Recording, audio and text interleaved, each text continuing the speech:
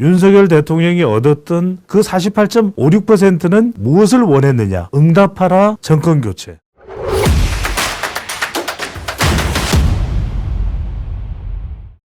자, 지난 월요일 방송을 할 때 여러분들께 그런 얘기를 했습니다.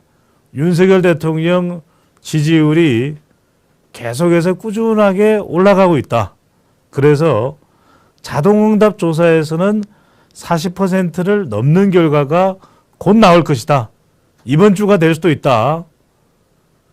그리고 40%대 이 중반까지 가는 것도 내년 초 정도면은 얼마 남았죠? 내년 초라는 게 지금 12월이니까 가능할 것이다. 이렇게 말씀을 드렸는데, 자, 오늘 먼저 윤석열 대통령 지지율부터 보겠습니다. 깜짝 놀라셨을 텐데, 대통령의 지지율이 긍정평가가 41.5%입니다. 부정평가는 56.7%로 드디어 40%대에 진입을 했습니다. 자, 여러분들 기억나실 거예요. 지금 우리 김재선님께서도 우리 고문님도 기억을 하실 테고, 우리 오늘 방송에 들어와 주시는 가족분들도 분명히 배종찬 소장이 월요일 이야기를 했죠. 분명히 데이터 전문가로서 제가 40% 넘는 조사가 이번 주에 나올 것이다 라고 말씀을 드렸습니다. 저도 뭐 나올지 안 나올지는 모릅니다만 어디까지나 분석입니다. 계속해서 분석한 내용을 토대로 볼 때 대통령의 지지율이 올라가니까요. 그리고 그 추세가 당장 끝이 날 그런 추세가 아니었다라는 거예요. 그래서 이 추세대로라면 빠르면 당장 이번 주에 대통령의 지지율이 40% 이상 올라가는 결과가 나올 것이다. 이렇게 여러분들께 분석하고 예고를 해드렸는데, 자, 이번 조사에서 데일리안의 조사입니다. 대통령의 지지율 41.5%, 부정평가가 56.7%예요. 자, 이렇게 대통령의 지지율이 꾸준히 상승을 하고 있는 지난 3주 동안에 계속해서 올라가고 있어요. 그래서 제가 무슨 말씀을 드렸죠? 윤석열 대통령의 국정 운영의 핵심은 뭐냐면 윤석열다움을 유지할 필요가 있다. 그러면 윤석열다움이라는 것은 무엇이냐? 지지층들을 결집시킬 수 있고, 특히 지난 대선에서 윤석열 대통령이 얻었던 득표가 48.56%예요.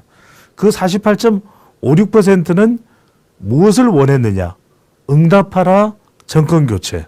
그러니까 문재인 정권에 대해서 수사할 게 있으면 수사를 하고, 이재명 대표 수사할 게 있으면 수사하고, 그리고 정권교체하는 윤석열 대통령에게 힘을 실어줬던 것은 뭐냐?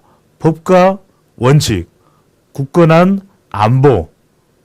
바로 이게 핵심이거든요. 이 핵심대로 가고 있느냐 아니냐가 중요한 거예요.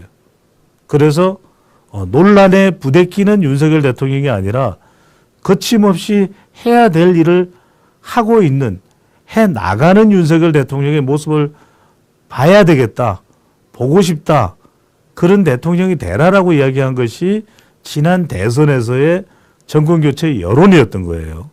그래서